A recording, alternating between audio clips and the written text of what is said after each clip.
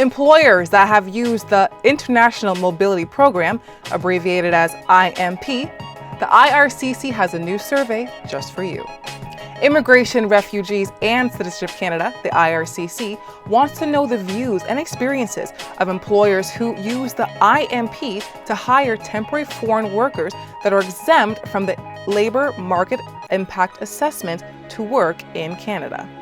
The purpose of this voluntary and confidential survey is to help the department understand what is working well and where they need improvements in order to provide adequate programs and services. Participant answers will not affect any past, current, or future applications with the IRCC. The survey is available in French and English and will be administered online until July 24th, 2023. The survey will be sent to a sample of employers that supported a work permit application under the IMP, approved between January 1st, 2018 to December 31st, 2022. Participants will receive an email invitation to take the survey along with instructions. It should take about 20 to 25 minutes to complete. Hello fashionistas, I am here with Jason Berg from AMA Horizons, and for Fashion Art Toronto, I am Tashina Thompson. At first glance at your collection, I couldn't help but feel so much life. There was bright colors, you had sharp shapes and angles, but when you take a further look, you just feel so personal. This feels very personal art. I want to know what's the message or the ideas you have behind your latest collection? Thank you. I really think about dynamics. I'm very, very interested in potentialities. Thank you, Kevin. That's right. Toronto's very own Bilal Bag and Fab Filippo are behind CBC's and HBO Max's newest original series, Sort of. The show is a groundbreaking story about Sebi, a South Asian gender-fluid millennial navigating through self-identity, romance, and career, as they are currently a bartender by night and a full-time nanny to Paul and Bessie's 2 children. I got to sit down with Gray Powell, who plays Paul, to get his insight on the show. Well, sort of. The name is Gray, but I'm feeling bright. I'm feeling real bright. So, Sort of is the first of its kind for a lot of amazing reasons. What about this project made you want to be a part of it? The writing. When Paul went through a whole lot this season. What is your biggest takeaway from being Paul? biggest takeaway from being Paul is life can change and that what we think we know, we don't. You can now stream Sort of in Canada on CBC Gem and on CBC TV on November 9th at 9 o'clock. I'm Shane Thompson for Say News. Back to you, Kevin.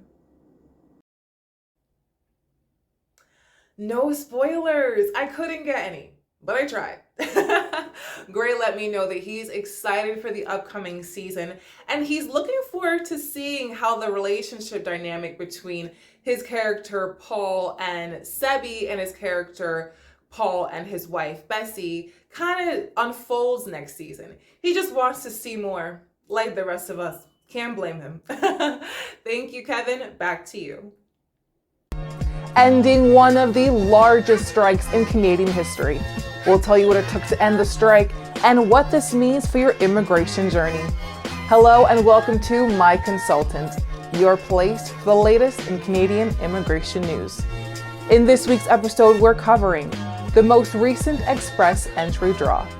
Next, the end of the federal workers' strike, followed by Canada's need for foreign farmers. Stay with us as I briefly share Canada's initiative to increase Francophone immigration. And Tina will break down Canada's immigration spikes. Canada has launched the first ever category-based selection for the express entry system. Category-based selection will allow Canada to issue invitations for permanent residents to those who have specific skills, training, or language ability. For the remainder of the year, category-based selection invitations will focus on candidates who have a strong French proficiency or have work experience in fields such as healthcare, tech, science, mathematics, trade, and agriculture. Canada hopes that by focusing on these professions, it will better be able to honor its commitment of welcoming in-demand professionals into Canadian communities and ensuring French communities can continue to thrive. The most hearty welcome from me, your host, Tashina Thompson, to the very first My Beauty Politics podcast. I'm going to talk to you about something that is very dear and near to me. Very near because it's on my head. It's hair. The hair of Black women, to be exact. But more specifically, the discrimination of our hair in its natural form, or our centuries-old hairstyles. Since the horrific 15th century slave trade of many African tribes that has grossly affected all Black people around the world, nothing has come easy or free. Primarily women and children with afro hair, such as textures like curly, kinky, and or coily, are faced with heavy discrimination in places of work and schools. Many are sent home from work or school, losing valuable hours of money or education, reprimanded for even attempting to display their hair, and or assaulted, like the curly-haired 7-year-old child, Journey Hoffmeyer, that had her hair chopped off close to her scalp by her elementary school librarian in March 2021. Don't touch my hair. Supreme Court rulings and anticipated deliveries of passports and IEC invitations coming your way. We'll give you the details you need to know. You're watching My Consultant. In this week's episode, we're covering the latest IEC invitations. Next, updated passport delivery times, followed by a recent backlog increase. Stay with us as Tina breaks down the population hike, and I'll explain the Supreme Court of Canada's STCA ruling. Pre-pandemic processing times are back for your Canadian passport? Get it within 10 to 20 days? I think so. We'll tell you everything you need to know on My Consultant, your place for the latest in Canadian immigration news. Oh, be sure to subscribe to never miss an update. We'll see you soon. Hey youngsters, are you looking for international travel experience?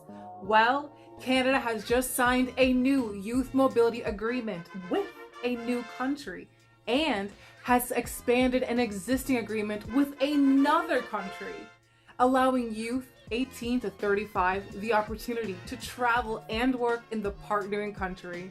Get the scoop on these international travel opportunities and updates on Canadian immigration with My Consultant, your place for the latest in Canadian immigration news.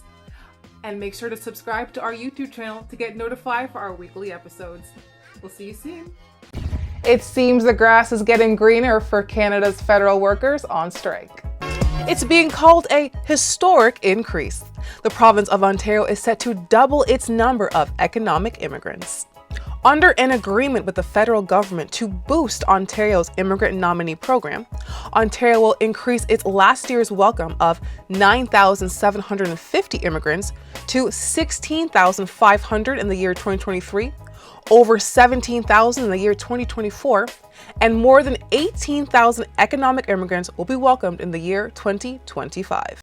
Ontario's Labour and Immigration Minister assured that today's announcement is a significant win for the people of Ontario and will help us control our economic destiny by selecting more of the skilled immigrants we know are well placed to succeed and build stronger communities for us all. As the province of Nova Scotia battles severe flooding, the Government of Canada has rolled out new measures you need to know.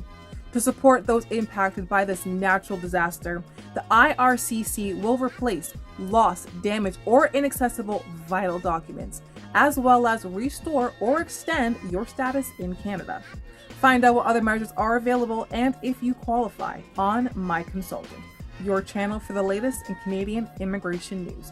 Be sure to subscribe to never miss an episode.